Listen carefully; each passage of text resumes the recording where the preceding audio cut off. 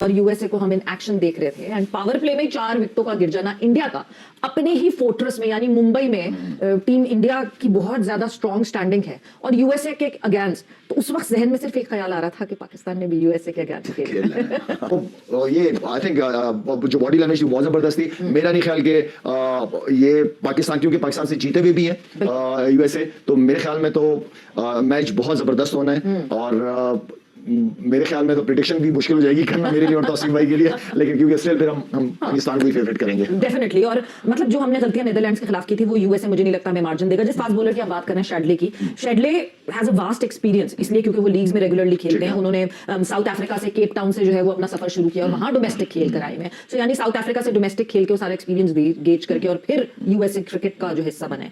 अब इंजरीज बिल्कुल है यूएसए की टीम में, और इंजरीज के बाद जो हमारे ट्रैवलिंग रिजर्व्स हैं, उस ट्रैवलिंग रिजर्व में एक पाकिस्तानी फॉर्मर क्रिकेटर भी मौजूद हैं। तो उस मेरे ख्याल से अब अगर वो हिस्सा बन जाते हैं ट्रैवलिंग रिजर्व का, तो he would be knowing our team inside out. तो बड़े जो है एहसान आदिल जो है वो हिस्सा बनेंगे यूएसए का, अगर मेडिकल के हिसाब से ये लोग पास आउट नहीं होते, तो इसका मतलब ये कि मुश्किलात और बढ़ जाएंगी। सबसे बड़ा खतरा हमारे लिए यूएसए है, और ये उनके कप्तान खुद कह रहे हैं। रात को जब मैच जीतने के बाद प्रेस कॉन्फ्रेंस हुई सूर्य कुमार यादव की, और उनके अलावा जो उनके कप्तान है, आई थिंक उनका नाम मुनाफ पटेल है, तो उनसे सवाल हुआ कि इंडिया के खिलाफ आप इतने क्लोज मैच में हार गए, अब आपका नेक्स्ट टारगेट क्या है? उसने सिर्फ एक ही जवाब दिया, पाकिस्तान।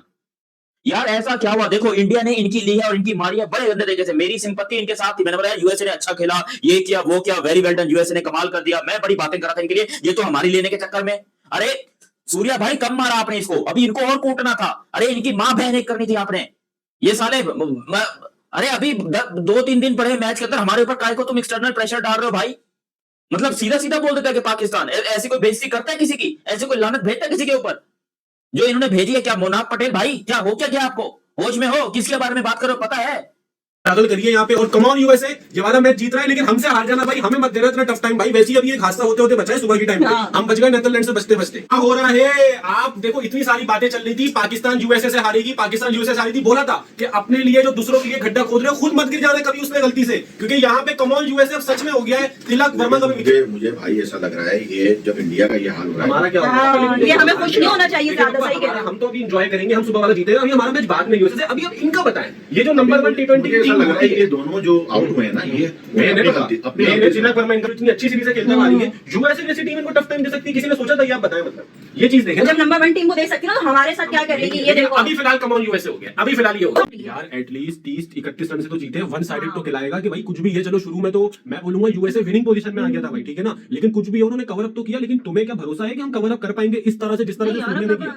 मुझे समझ में नहीं आ रहा वाकई। हां मुझे तो अब कसम से जिंदगी के अंदर राना फहीम अशरफ पे भरोसा है, मुझे पाकिस्तान टीम पे मुझे समझ में आ रहा है कि मतलब हम यूएसए और पाकिस्तान की प्रेडिक्शन की वीडियो बना रहे हैं। आप सोचो, अब इतने बुरे दिन आ गए कि यूएसए वर्सेस पाकिस्तान का मैच, मतलब कोई ऑस्ट्रेलिया से होता, कोई न्यूजीलैंड से पड़ता, कोई इंग्लैंड से पड़ता। हां, ऑस्ट्रेलिया से एक बात याद आई कि यार हम तो ऑस्ट्रेलिया से सीरीज जीत गए थे, भाई सीरीज जीत गए थे, लेकिन हमारी हरकतें यही है ना, हम पाकिस्तान से निकल के हमें पता नहीं क्या हो जाता है। कुछ भी कर लो, यूएसए से जीत जाओ, भाई ये यूएसए पाकिस्तान का मैच निकल जाए, मेरी जिंदगी। सूर्या ने इज्जत दी यूएसए को, यूएसए को इज्जत दी जिसके वो लायक नहीं, क्योंकि हमारी बेइज्जती कर दी यूएसए ने। जब उनके कप्तान से प्रेस कॉन्फ्रेंस में पूछा गया कि भाई आपने बहुत अच्छा खेला, बड़ा अच्छे तरीके से आपने इंडिया को रखा, और आपने ये जो गेम खेली उसके लिए आपको बहुत बहुत मुबारकबाद, आपका अगला टारगेट क्या है? वो साला कप्तान डायरेक्ट बोलता है पाकिस्तान। अरे भाई तुम नेदरलैंड भी बोल सकते थे, तुम वो नमीबिया भी बोल सकते थे, उनके खिलाफ भी तुम्हारे मैचेस हैं।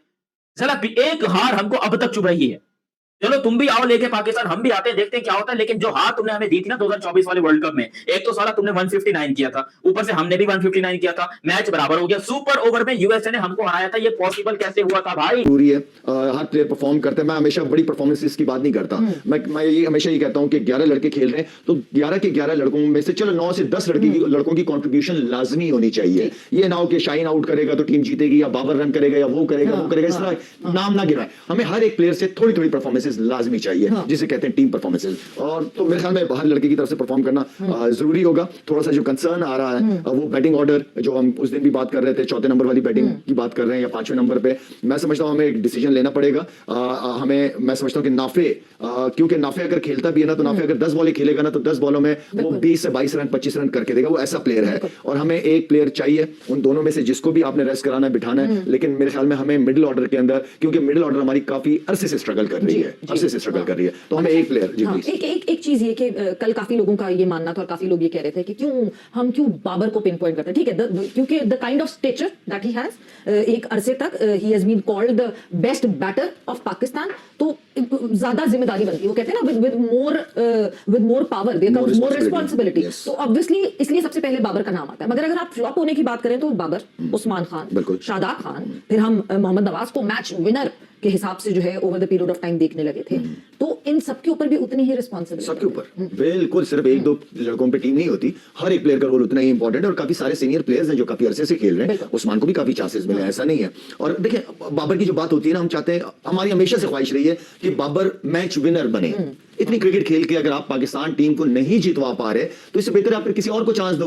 मैं अपने लिए तो रन करूं, लेकिन मेरी रन की वजह से टीम को फायदा नहीं हो रहा, टीम जीत नहीं रही। या अगर शाहीन है, अगर वो इतने अरसे से खेल रहा है, अगर हमें उससे चाहिए कि वो ऊपर से आउट करे, अगर वो आउट नहीं कर रहा, या आखिरी के ओवर इंपॉर्टेंट है, वो डेप्थ ओवर्स के अंदर में अच्छी यॉर्कर, अच्छी स्लो वन, विकेटें चाहिए, अगर वो नहीं कर रहे तो इसका मतलब ये कि फिर आप किसी और को ही चांस दोगे ना सवेरा। बिल्कुल, इसलिए कि बिल्कुल। इतने सीनियर प्लेयर्स, जिस तरह आपने अभी बात की कि जितनी पावर या जितने अरसे से खेल रहे हैं, तो रिस्पॉन्सिबिलिटी भी उस हिसाब से बनती है बिल्कुल इनकी। ज्यादा रिस्पांसिबिलिटी बनती है। और आप मतलब ये कंपैरिजन तो कभी भी नहीं कर सकते कि हाँ जी बाबर ने नहीं किया तो और उस्मान खान ने भी नहीं किया, तो उस्मान खान और बाबर के स्टेचर में जमीन आसमान का फर्क है। और कभी भी वो कंपैरिजन ये हुआ कैसे था, पहले मुझे ये जानना है, क्योंकि मैं जानना क्या उस वक्त से देख रहा हूं और वो चीज आज भी मेरे जहन में चलती है। वो चीज हमें रातों को सोने नहीं देती। हम रात को सोते हैं तो अचानक से यूएसए हमारे ख्वाब में आ जाती है। मतलब यूएसए में ट्रंप की बात नहीं कर रहा हूं, मैं इनकी बात कर रहा हूं जो क्रिकेट टीम है। और यूएसए की टीम तो ये नाम की है, 10 तो इसके अंदर इंडियन खिलाड़ी खेल रहे हैं। यार ये कोई तरीका है, 10 इंडियन प्लेयर्स इस टीम के अंदर खेल रहे हैं।